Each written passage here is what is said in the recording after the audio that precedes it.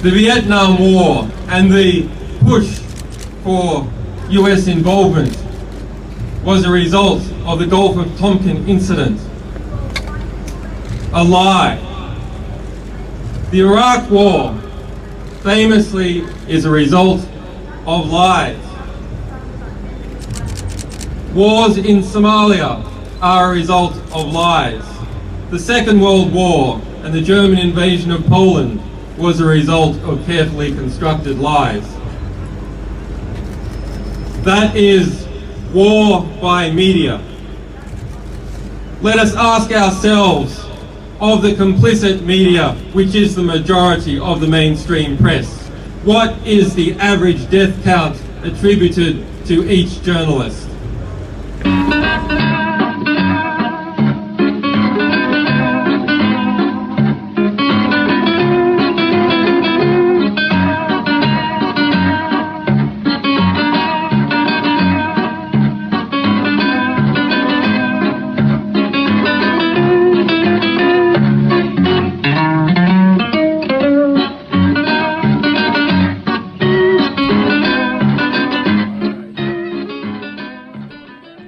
That was, as if you don't know, that was Julian Assange at the very top, the cold opening from an anti-war speech in London back in 2010. He has now been in solitary confinement for almost 4 years, coming up on April 11th. By the way, I'm Randy Critico. This is Randy Critico Live on the Fly here on 99.5 FM in New York City, WBAI, WBAI.org. You support the station.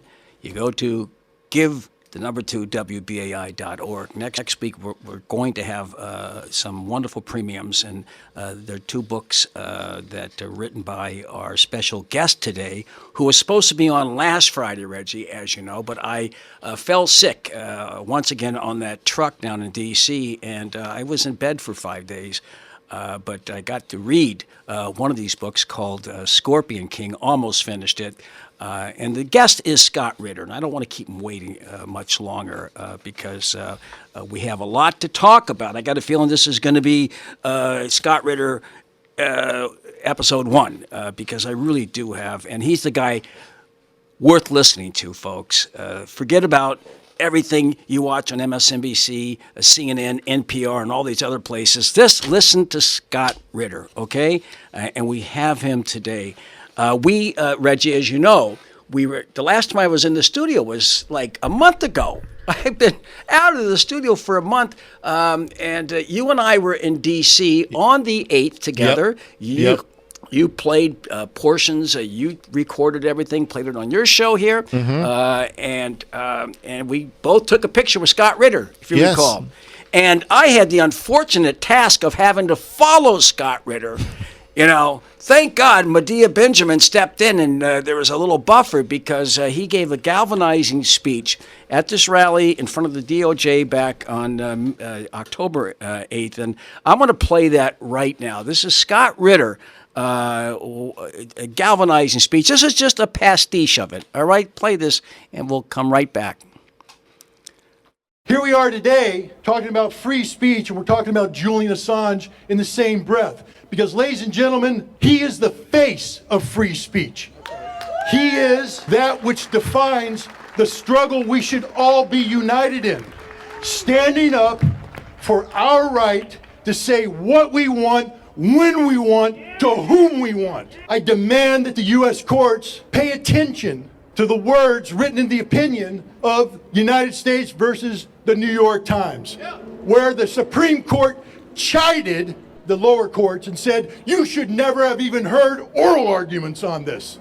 That you can never allow the government to use secrecy as an excuse to suppress free speech. What has Julian Assange given us?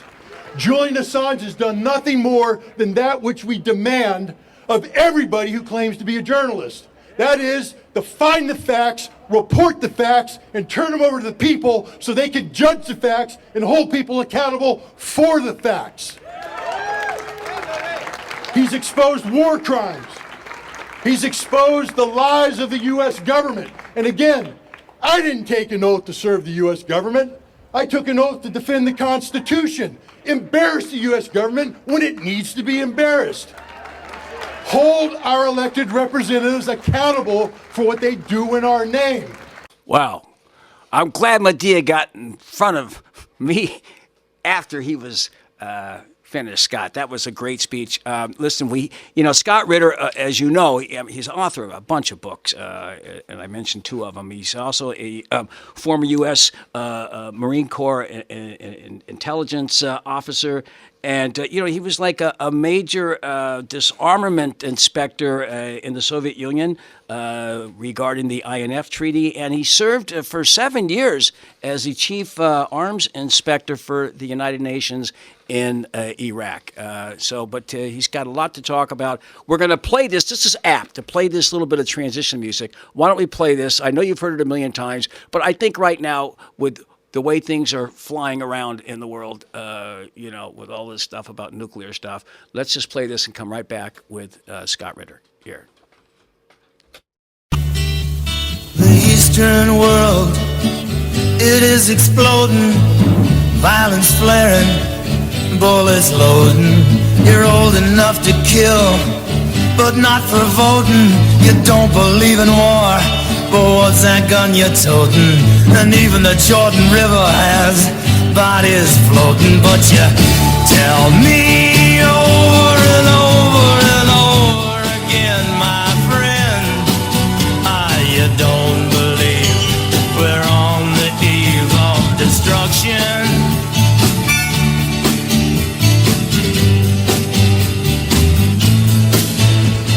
Don't you understand what I'm trying to say? Can't you feel the fears I'm feeling today? If the button is pushed, there's no running away. There'll be no one to save with the world in a grave. Take a look around you, boy. It's bound to scare you, boy. And you tell me over and over. Barry McGuire, I don't know what year that was, somewhere in the 60s, Eve of Destruction. I'm Randy Credico. This is Randy Credico Live on the Fly in the studio here in Brooklyn with our chief engineer, Reggie Johnson. And joining us from somewhere in the state of New York is the great Scott Ritter. Scotty is still there after listening to all that. I'm here. How are you doing, Randy? Good, good. It's great to have you on, Scott. I got to tell you something. Yesterday, I was sitting around with my friend Steve Brown and Terry Waldo is a great ragtime musician, and his girlfriend Janice. And we got into this discussion, which is something you're hearing a lot of these days, and that was the prospects of a nuclear war. Are you hearing more conversation? Why are people now talking about that? And what took people so long, Scott? Is there a reason why we should be talking about it? Or are we getting closer to the midnight hour on the doomsday clock? Well, we should always be. As long as nuclear weapons exist, we should be talking about the threat of nuclear war. You don't spend the amount of money that is spent on procuring nuclear weapons, perfecting nuclear weapons, deploying nuclear weapons, and then say, well, we have no plans to use these weapons. We always have plans to use these weapons. In fact, these plans became even more relevant and apparent just this past 24 hours, where the Biden administration has published a national security strategy, including in that is the nuclear posture of the United States. And, Joe Biden ran on a platform when he was running for office. He said, I am going to make it my policy to announce what we call the sole purpose policy statement for nuclear weapons, meaning the sole purpose of the United States having nuclear weapons is for nuclear deterrence, that we pledge never to use nuclear weapons preemptively, that we would only use nuclear weapons if somebody attacked us with nuclear weapons. That sounds pretty good. Yeah. But now he's released this policy statement that backtracks on that. Worse, he has breathed new life into a nuclear policy posture of the United States that says we will use nuclear weapons not only for deterrence, but we will consider using nuclear weapons preemptively against non-nuclear threats that we alone get to decide whether they're grave or not. We're not going to sit here and put hard red lines on the ground. We're going to leave the world guessing. We need to have deliberate ambiguity about when the crazy United States might use nuclear weapons so that we keep the world off guard and people will never dare attack us. I mean, it's literally the definition of insanity.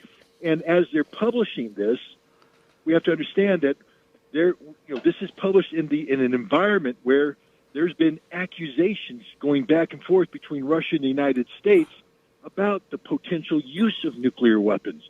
Heck, the United States just led NATO last week on a nuclear weapons exercise where they practiced putting nuclear bombs on aircraft for what? To drop them on Russia. And Russia just the other day carried out a nuclear exercise where they practiced launching their strategic missiles from submarines and from silos to what? Targets in the United States.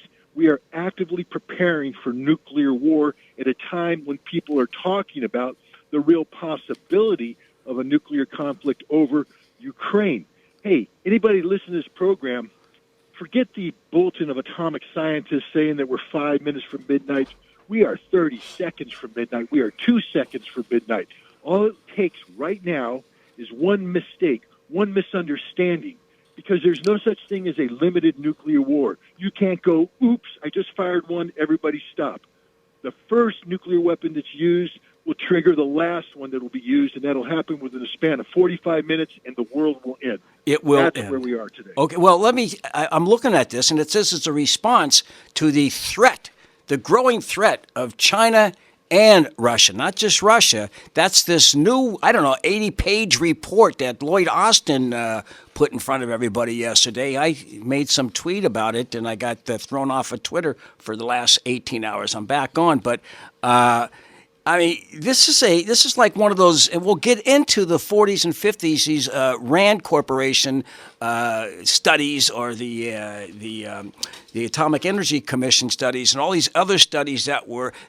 That came up back in the 40s and 50s to bolster a first strike capability, the SAC stuff that you talk about so eloquently in your book, the Strategic Air Command obsession with first strike capability, the B-58, all that stuff. What was in this 80-page report, and how much time have they spent on it? And it looks like they're going to upgrade the nuclear arsenal. I mean, they're planning for something maybe 10 years down the road when something is imminent right now, and the only antidote to it is negotiations. Yeah, look, it's. I don't mean to laugh, but I mean, the Biden administration's acting like they're inventing the wheel. Oh my God, look, if we take this piece of stone and we carve it round, it rolls. And if we put an axle in it, we can push things. Oh my God, we're geniuses. Hey, Joe, you're old enough to know that everything you're doing right now has been done before. We've been down this road before. You mentioned the 1950s. This is exactly what's going on, where everybody's pretending that nuclear weapons provide some sort of shield of defense, a shield of security. But, the 50s transitioned into the 60s, which turned into an arms race, which transformed into the 70s, where we realized that we could never win the arms race. All we could do is go bankrupt and threaten to kill ourselves in the process. So we began something called arms control, meaningful arms control, which led to the 80s, where people like me traveled to the Soviet Union to eliminate nuclear weapons, and Soviets traveled here to do the same things. And then we tried to expand this, but then somehow we got into Bill Clinton and the post-Cold War environment where we forgot about why we were getting rid of these weapons, and suddenly we have idiots in the Biden administration thinking these weapons have utility. They don't, Joe. We've done this before. You're heading down a path that, to quote your song, will take us to the eve of destruction. The world is going to end if we don't get off this path and get back on the path of meaningful disarmament, real disarmament. And the sooner we do it, the better, because otherwise either we're going to end the world we live in, or by the time we understand what we need to do, we'll have wasted trillions of dollars of U.S. taxpayer money building weapons whose only purpose is to either kill us all or be destroyed by us. Well, There's no other reason to have these. Well, who's the secret hand behind all this? I mean, who benefits? You know, I know there were people who benefited off of these weapon systems back in who had stock in corporations. Simonton was connected to Convair, but who is really driving this engine right now? Instead of it being driven by reason, it seems like we've got nothing but Dr. Strangeloves inside the Biden administration. I mean, but who really is, and what do they get out of it? Political power. Well, who's driving this? Congress.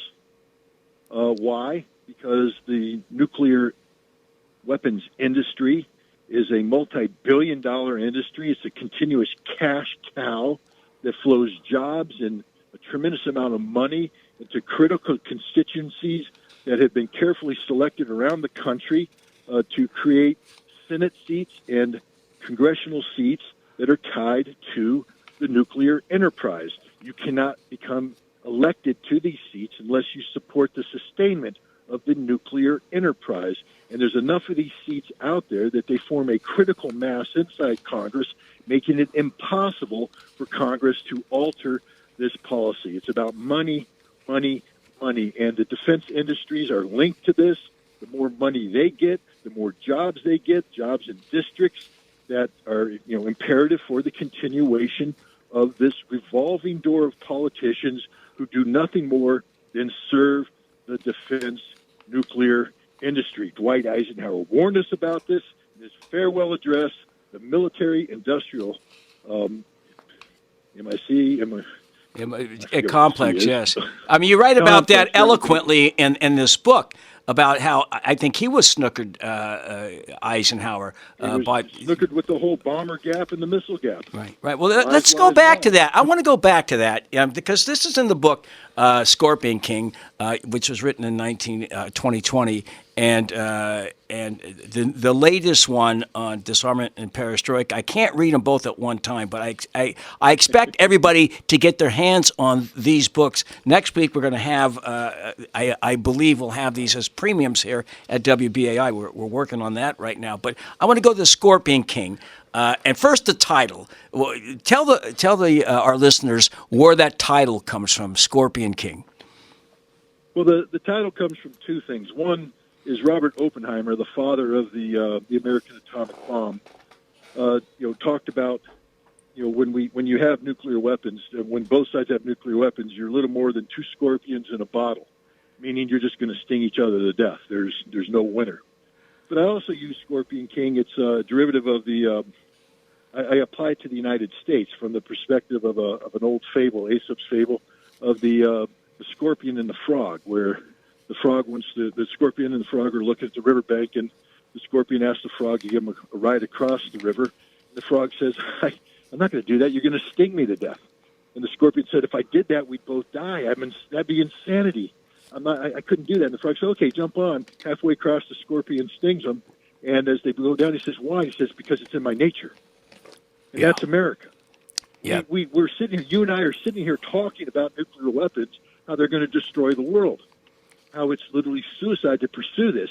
And yet, we're the Scorpion King. We're the king of scorpions. We are going to build these weapons, even though we know ultimately that we're going to use these weapons to destroy ourselves. We are the Scorpion King. Well, let me. It looks like it's been escalating, and I know the genesis of this tension with Russia goes way back, and it's not the narrative that we hear on these, which I call the U.S. state affiliated media outlets. Like they really are U.S. They keep talking about Russia state affiliated media outlets. No, they're right here. They're U.S. state affiliated media outlets, and they do, as you bring up Joseph Alsop a lot, who was a promoter of a lot of these weapon systems and did everything that he could to undermine Eisenhower's attempt to bring the military budget down. If you read your book, it's understandable why he came out, on his farewell address, warning us about the military-industrial complex, because he had been, totally backstabbed and undermined by the military-industrial complex throughout his tenure there. He gave a speech that you bring up in 1953 at the, I think, at the United Nations. Which got a lot of these guys like Curtis LeMay and these other, Dr. Strangelove types that were kind of backstabbing him.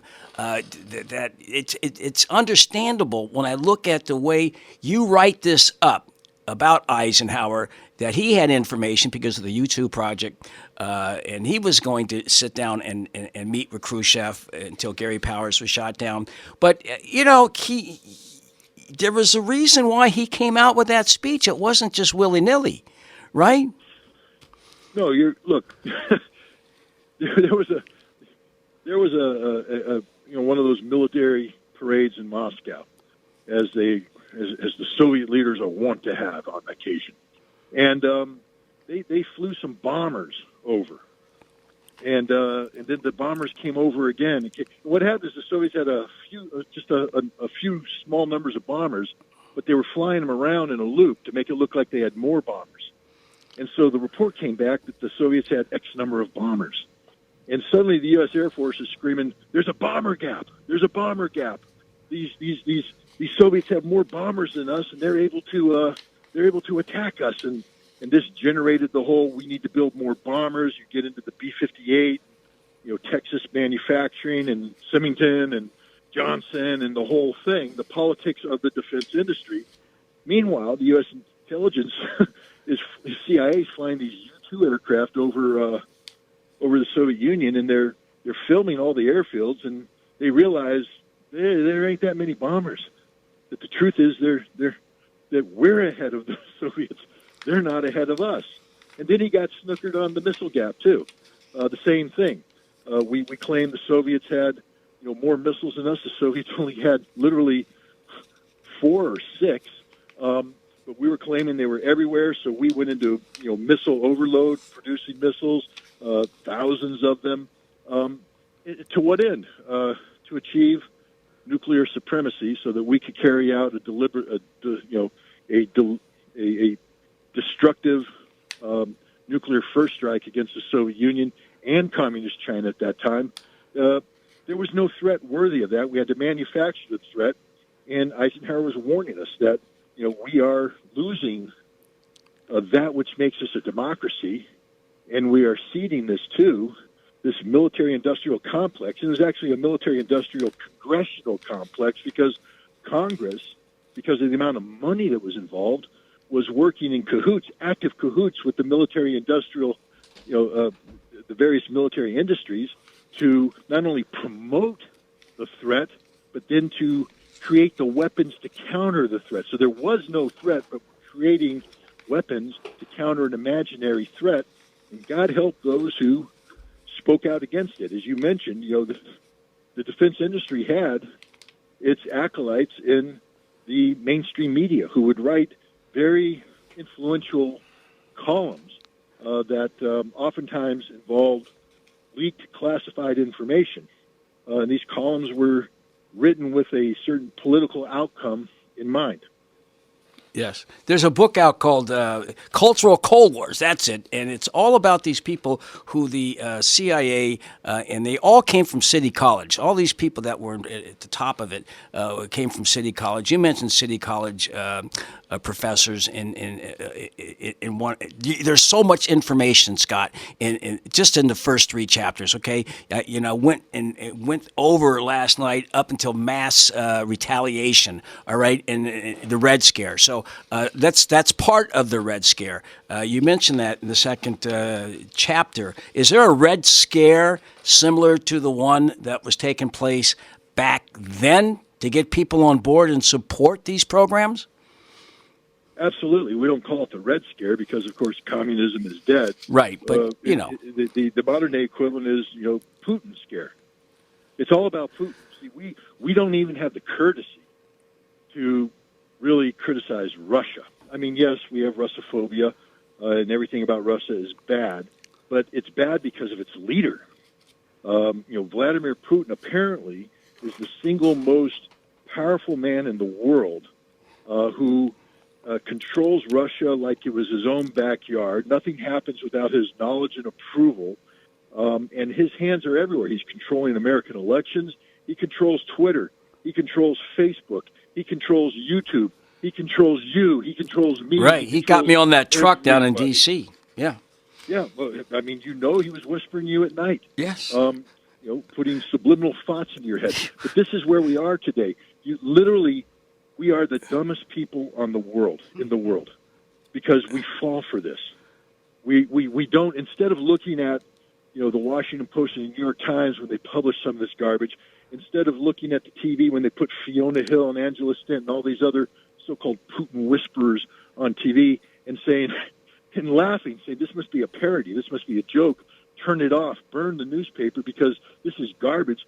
People read it and go, oh my God, Vladimir Putin is the most dangerous man in the world. He's a threat to everything. He threatens puppies. He threatens kittens. He threatens babies. He's evil. And we buy into it. Right. And the fear that comes from this, because we are ignorant about Russia, we are ignorant about Putin, and from that ignorance comes fear, and that fear is being exploited by the government and exploited in many ways, but one of them which is to publish the kind of policy papers that they just put out where people read it and assume that everything in there is true. Hey, America, the government lies for a living. Yeah, Scott, go back and read my book, Scorpion King. You'll see that. You've got to read Scorpion King, folks. Get it. Seriously, I got it on Kindle, and you're not going to get a big bargain by getting it on Kindle. You're better off getting the hardcover, but I don't know if you get royalties the same. But I had to keep charging my Kindle because I couldn't stop reading this book, Scorpion King, folks. We're talking with Scott Ritter, and Scott, I look at this. You're talking about Putin. I heard you on another show yesterday, and you can follow Scott, by the way, on Telegram at Scott Ritter. All right, and you can also see him on YouTube. So a lot of your material, a great interview with Garland Nixon, who spoke down there on the 8th as well. Reggie, you were on his show. You can see that as well on Facebook. So catch him on Facebook. I know that you were banned on Twitter. I have some breaking news for you. What? Breaking news. I'm back on Twitter. Well, Kelly Lane said that you were, and I'm looking now because I was off at Twitter. I was off, so I couldn't find if you were actually on. See, I didn't go back on. Wait, I woke up this morning and I saw that Elon Musk had taken over Twitter. Right. And I said, okay, but you know what? Free speech is everything. I don't need permission to exercise free speech. So I just made a new Twitter account. I got it. It's author underscore himself. Is that it? That's it. Author underscore himself.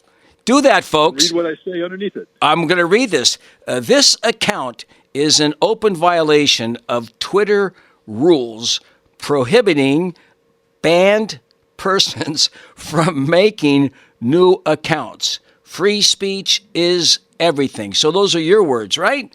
They didn't put that in there. Those are your words, yes. I put that in there. Right. Yep. So go ahead. Author underscore himself, Scott Ritter. Follow him. Also follow Scott. These are things you usually say at the end of the program, but this is going by so quickly. I may not get into these things. And Scott Ritter. And these books, Scott, are just amazing. I'm going to end up reading them all. And tell me if these are all right. It's Scorpion King, which is 2020. Deal of the Century, how Iran blocked the West's road to war. All right, that was 2017. He's got Dangerous Ground, America's failed arms control policy from FDR to Obama. That's in 2009. I can't read them all. Waging Peace, the Art of War for the Anti-War Movement. That sounds interesting. All right. I haven't read that book. That's 2007. You can get that, I believe, still. There's Target Iran, and there's Iraq. Confidential. Those are just 1, 2, 3, 4, 5, 6 of the books, and the other one that's just out, folks, is called, and everyone's talking about this book. It's called Disarmament in the Time of Perestroika, and there's a subtitle next to that. Scott Ritter is the author. I think I'm going to take a quick musical break. Or do we have that suite there? I just got to make a station ID. This is something that will probably be banned soon in this country. You see the suite there? Do we have that? It's only like 35, 40 seconds. All right. We're going to play that once Reggie finds it. Maybe I didn't send it to you. There's a little piece there. Yeah. All right. Well, it's called SUWITE. All right. All right. Well, I sent it. So Scott, you got it? Let me find it. All right. Well, all right. So Scott, let me just go back to these books. How are you able to write? It's like you write faster than I can read. Well, when you're not doing, I used to have no time to write because I was doing weapons inspections, and but once I stopped doing that, I started speaking and I started writing, and I've always been a historian by training, and I've always been interested in doing the research and writing, and one book turned to another, and there's just so much going on that I feel like I have a voice that can participate in the discussion, and writing books and articles is one way to get that voice out there. Yeah, well, that's great, Scott. We're going to talk about all of that. They're going to continue. I'm Randy Credico. This is Randy Credico Live for Life. We got the piece of music. I got to take a 35-second break, and we'll be right back with the great Scott Ritter.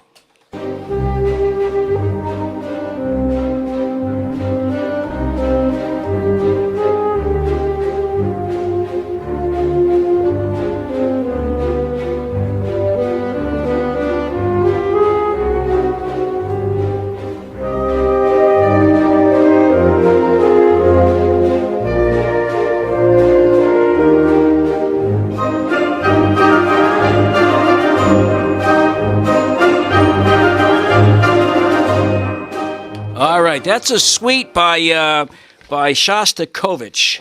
All right, and Scott, I'm surprised. I'm afraid that music, I won't be able to listen to that music much longer, nor have a Stoli Martini at the same time, because I don't drink. But if I were, I would be drinking Stoli Martinis with onions. But how bad is this fear mongering going on these days? I mean, you see it everywhere. How bad is it? It's horrible. I mean, first of all, the concept of banning Shostakovich, Tchaikovsky, Dostoevsky, Tolstoy. I mean, this is what's really happening now. We're in the business of suppressing a culture. I mean, my God, if people have to listen to what's going on, if you take all this rhetoric, this anti-Russian rhetoric, replace the term Russian and insert the word Jew, you literally have Germany in the 1930s. That's what we've come to. So if you're Jewish American out there, or if you're any American, because all Americans should be outraged, understand this is cultural genocide. Well, that's one step removed from the actual genocide. And while we're not going to go into Russia and do it the way the Germans did against the Jews, what do you think nuclear war is? It is literal genocide. When we are planning a nuclear conflict against Russia, we are planning the elimination of a people. That is the definition of genocide, and it begins not by pushing a button that sends a nuclear missile downrange, but by preparing a population to accept that outcome. And so when we get into this Russophobic hatred of everything Russian, that's literally what we're doing. We're committing cultural genocide, one step removed from actual physical genocide. Right. You're absolutely. I like the analogy there. In fact, I'm going to play this for you, Scott, and get your thoughts afterwards. After Kent State in '74, Bill Kunstler, who's like my godfather, Bill Kunstler, who I lived in his house for 10 years. Whenever a girlfriend would throw me out, I'd be in the Kunstler house. But the attorney, he says this is something that goes back right after Kent State in 1970, that people were not together, were people, right now we are a fractured society, and we're going along with what is being spoon-fed us or force-fed us. And I want to play what he said back then, right after the students were charged with the killings of 4 students at Kent State, and not the National Guard. So this is what he said when he landed after those students were charged. This is Bill Kunstler in 70, I think May 18th, 19th. Got that set, Reggie? All right. The greatest error that the German people made was they couldn't recognize the threat of boots until the boots were outside the door. They couldn't recognize that in a matter of months, a country that produced Beethoven and Liszt and Schumann and Goethe would be on the trail of making lampshades out of human skin. That a year after Hitler's accession, there would be a place known as Dachau, and 4 years later, Buchenwald, and then Treblinka, Auschwitz, and all the rest. That 22 million people would eventually die because people could not get together when there was time to get together. You've got to be one. I just can't stand anymore the idea that we can't be one when we're attacked. And I don't give a damn what you are, whether you're a weatherman or ACLU. The point is, when oppression starts fighting at those who are the most vulnerable, it never stops until it chews up the middle. And I hope the middle recognizes that. Because the occupants of concentration camps were not just the communists before it ended. And that's what could happen anywhere. Well, your thoughts about that? Is he correct, that analysis? He's 100% correct. I mean, there's really nothing to add. It was eloquently said, and I hope people today are listening. Right, I do too. I hope people are listening. I hope they're listening to you, Scott. What's been the response by mainstream media when they hear the name Scott Ritter, or when somebody tries to get you on one of these shows, rather than just this guy Phil Mudd? You get Phil Mudd, James Clapper, John Brennan, and all these other kooks that they use as. It reminds me of the McLaughlin Group back in the. That's what these shows have become, like the McLaughlin Group.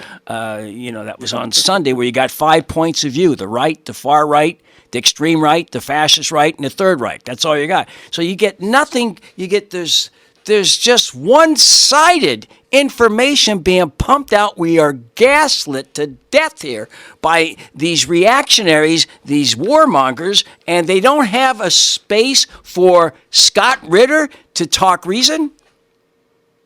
Well, it's not just that they don't have a space. It's even worse than that now. The U.S. government has underwritten. We paid the Ukrainians to create a center called the Center for Disinformation. It's not that they're spreading disinformation; it's countering disinformation. The U.S. government pays the salaries. We organize their meetings, and we help them put together a list that includes names of Americans like myself who are labeled information terrorists and war criminals, and then we allow the people on that list to be transferred to another list run by the intelligence services of Ukraine called the Mirotvorets, or Peacemakers list, which is an actual assassination list. People who are on this list are marked for death. I'm on both lists, paid for by the U.S. government. So it's not just that they're keeping me off of mainstream media, they're trying to kill me. And you can say, well, Scott, that's not real. No, they killed Daria Dugina, the daughter of Alexander Dugin, in Moscow. She's on that list. They have a nice little thing. I've received video messages and text messages from people saying that they're associated with this, saying you're going to die. Boom, boom, Scott. Bye-bye, Scott.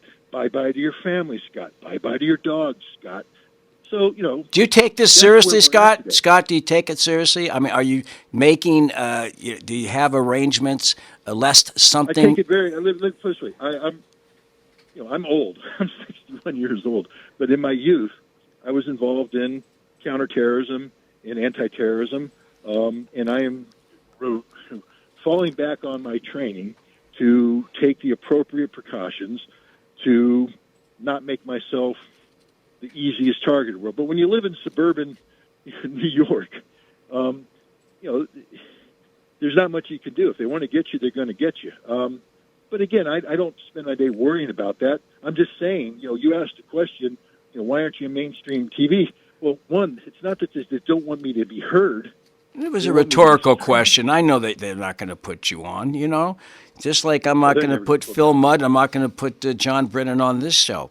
They call me. Let me say this. I get the calls from the producers, and they want to talk to me, and they want to know what I think. But then they say, well, Scott, thank you for that background information, but no, we can't. I've been scheduled for shows, only to have them at the last second say, well, a meeting was held, and we decided not to go with this story. So there's people who want to put me on, but the establishment won't allow it to happen. All right. Well, let's talk a little bit about this character that we are supporting, this comedian, and the only comedian I know who's made like $500 million in comedy, and those are his weekly addresses to the West for more arms. What's the scoop that people are not getting on Zelensky? Well, first of all, I don't have any personal animosity towards this guy, right? But he's a comedian. But let's focus on what made him famous. Before he became president, he played a president on a Ukrainian television show which is extraordinarily popular. But I've watched the show. He did a good job. It's a funny show. It's entertaining. But the thing that makes the show entertaining beyond his comedic performance is what the show talks about. The inherent corruption in Ukraine, from the top to the bottom. Everything is corrupt. And that's why the show was popular, because every Ukrainian who tuned in said, my God, that's absolutely correct. And the reason why they fell in love with his character is that he was playing every man who, if put in that position, would seek to struggle against corruption. And so all Ukrainians identified with what the character Zelensky was playing was trying to accomplish, because their everyday life was filled to the brim with that corruption in reality. And the reason why I bring this up is we're being told that Ukraine is this model of democracy. It's not. Zelensky didn't get elected because of a wonderful democratic process. He got elected because an oligarch who has billions of dollars used his influence over Ukrainian media to bring this guy in and shove everybody else out, and then promote him and get him elected. He didn't get elected by a legitimate electoral process. He was selected by an oligarch, which means the corrupt people in Ukraine picked Zelensky to be president. And the people voted for Zelensky because they believed in the character he played on TV would be an anti-corruption fighter. But Zelensky's not. He's a tool of the corruption itself. He's a tool of the oligarchs. He failed as a politician. Before this war started, he's at 23% support. 23% support. Instead of being a man who believes in free speech, he shut down opposition media. He shut down the newspapers, the radios, the TV stations that said anything critical of him. He banned political parties that were in opposition to him. He's not a democratic leader. He is a dictator controlled by oligarchs, and this is before the war started. Now the war started, and he has been further captured by other interests, the radicalized nationalists, the Azov movement, the worshippers of Stepan Bandera, these neo-Nazis, threaten him with his life. He has to do their bidding. He's empowered them. He's promoted them to various positions. And he has declared martial law. He's turned these thugs loose on anybody who speaks out against the government. And it's not just about being arrested.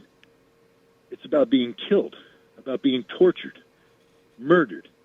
That's who Zelensky is. And yet we continue to send tens of billions of dollars of U.S. taxpayer money his way, ostensibly to defend democracy against the Russian scourge.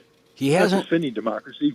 We're promoting neo-Nazi ideology. He hasn't enacted any democratic reform since he got in. I notice, and not just that. He keeps asking for more and more arms. You talked about this on another show recently. These weapon systems, and we're talking about 67. Who knows? 80 billion, whatever it is, in weapon systems. Once they get them. How do they integrate that into their fighting force, countering Russia movements? How do they get all of these new things? How do they train for them, and how do they deploy them? Well, you train for them by bringing Ukrainian soldiers out of Ukraine into NATO training facilities in France, in England, in Germany, in Poland, where they are introduced to the equipment in question. There are instructors from the United States military, from the British military, the French military, the German military, who put them through the paces.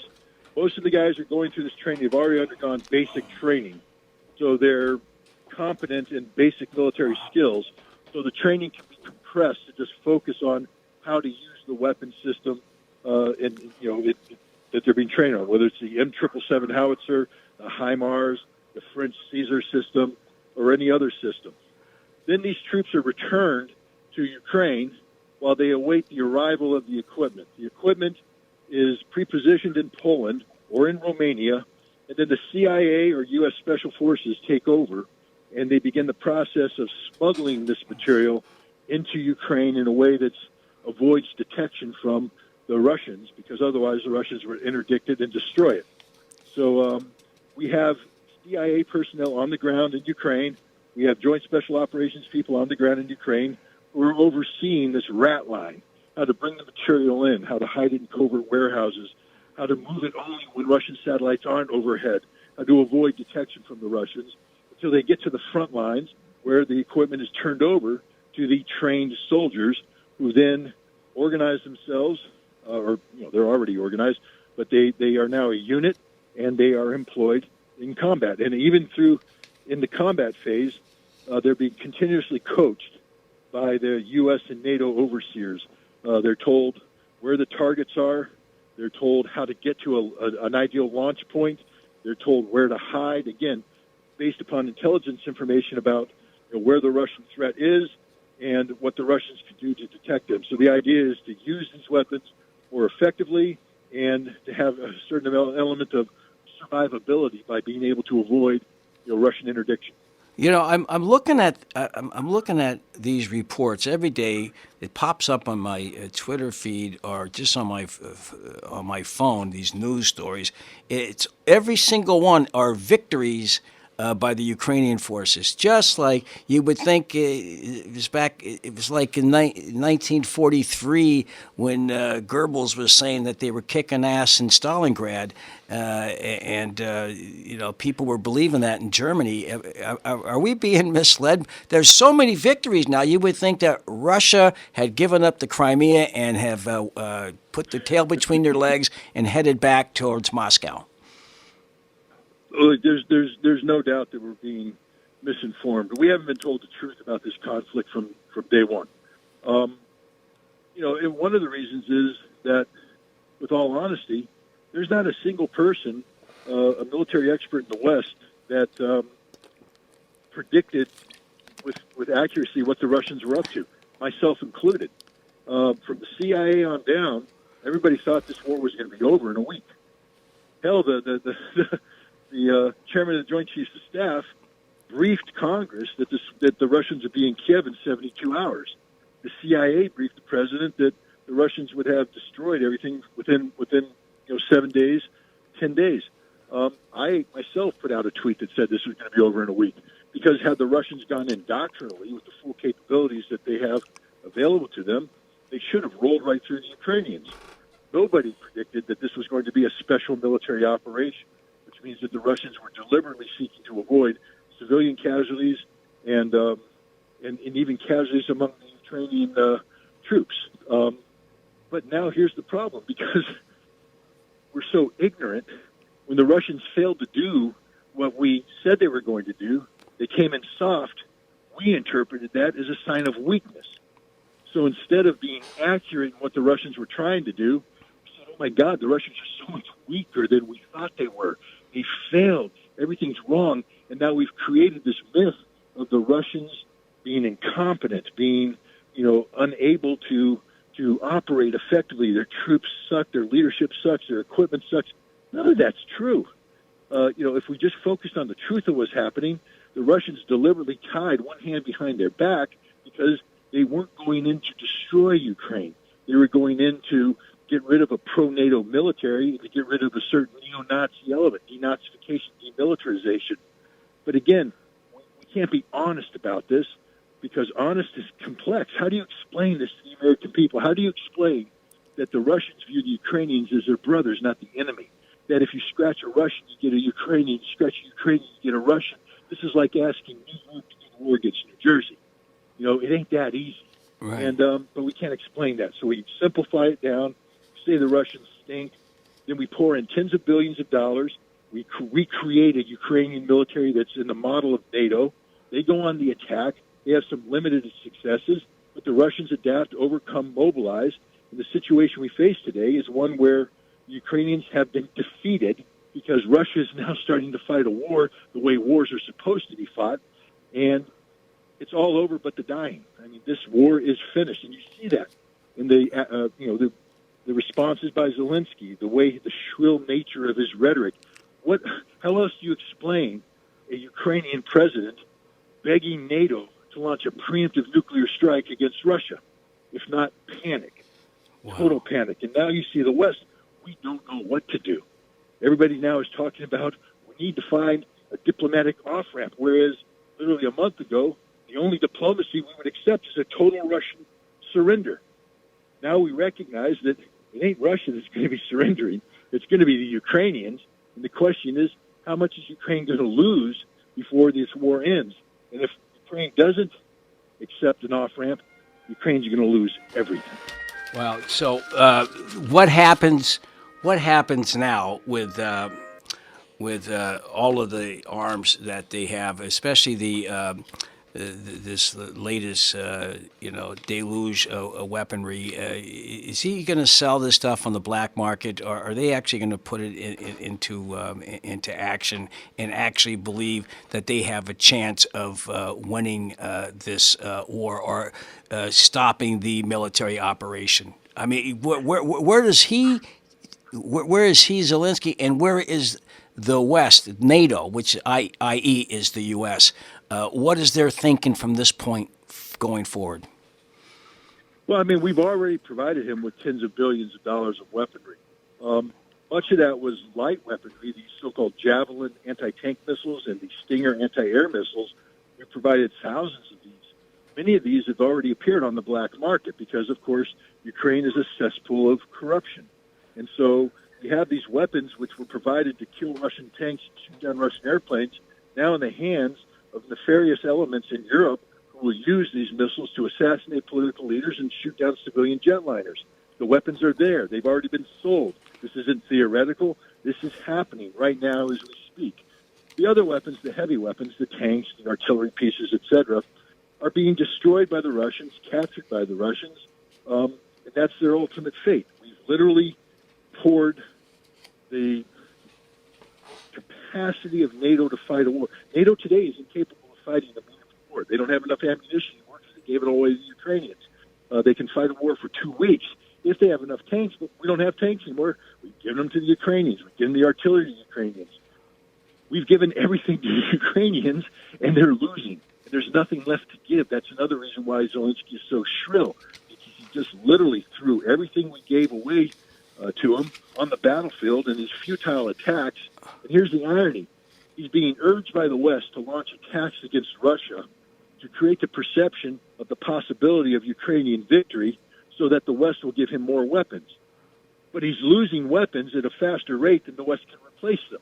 So this is a self-defeating process being urged on by Zelensky by the West that he can't stop because once he stops, he won't get any weapons at all.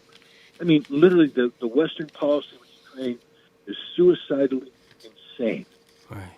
Well, they certainly want to. Do they want to stretch this out for 20 years, like Vietnam or Afghanistan, and Well, they talk about that. Huh? They talk about that, but that's not going to happen. This war is going to be over. I mean, fundamentally over by late winter, early spring next year. It'll all be over by late summer, early fall. I mean, this isn't going to last 20 years. What's going to happen to companies like Raytheon that have a lot of money at stake in dumping their weapons over there if they can't stretch it out? What? But they're going to make their money up front. They'll make their money up front. We're paying for it, and then we're sending it over there.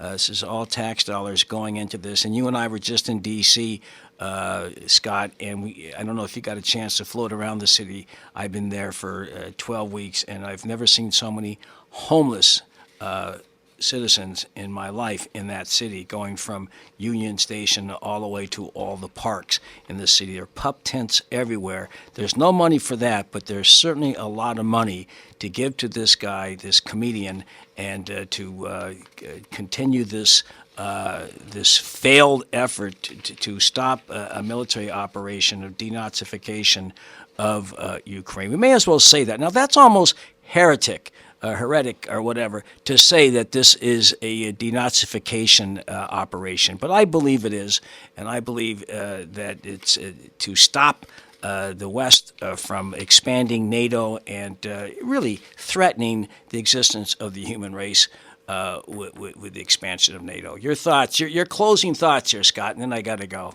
I can't believe it went by this quickly. Well, my closing thought is this. Anybody who doubts the efficacy of the claim of denazification need only travel to Ellenville, New York. That's sort of midway between me and you. I know where it is. You're in New York. No, I'm up in New Woodstock. York, yeah, go ahead. Yes. Okay, well, Ellenville, there is a park. And in that park are statues. One of the statues is a Stepan Bandera, a neo-Nazi thug, a Hitler-worshipping murderer whose troops murdered 30 to 40,000 Jews in Babi Yar during the Second World War and fought alongside the Nazis, and then later responsible for the slaughter of hundreds of thousands of Polish civilians and Russian civilians as he tried to implement his hateful ideology of Ukrainian ultranationalism. He's joined by other statues of other people of his ilk. It's right here in America. Wow. Right here. It exists. What park is that? I got to go see that. I'm not that far away, Scott. Maybe we can have lunch there one day at that park. Well, every summer they hold summer camps where hundreds and thousands of American Ukrainian youth dress up in Nazi uniforms. Yeah, boons. And hold, right. torchlight parades. Oh my God, I got to go check that out. I saw something like that in that program. What's it called? Babylon Berlin. These Nazi youth, camping out at these parks. All right, Scott Ritter, you can. We're got to have you back real soon. We didn't even talk about Julian Assange. Once again, Scott Ritter, you can get him. What's the name of that Twitter account again? It's called. Author_himself. Author_, and then at Telegram, just Scott Ritter. Go there. And on Facebook, I mean, you're all over the place. Thank you for the great service. You are a profile in courage. Now, we've been talking about nuclear war, and of course, I've been talking about Dr. Strangelove, so I thought I'd play the music at the end of Dr. Strangelove as the credits roll. This is Vera Lynn. We'll meet again. Thank you very much. I'm Randy Credico with my good friend over here, Reggie Johnson, WBAI. Talk to you next week. Thank you, Scott. Thank you. Meet again. Don't know where, don't know when, but I know we'll meet again some sunny day.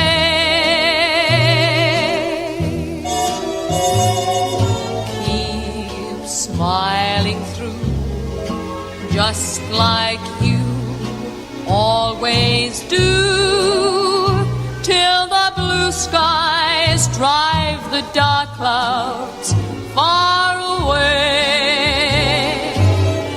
So will you please say hello to the folks that I know? Tell them I won't be long. They'll be happy to know that as you saw me go,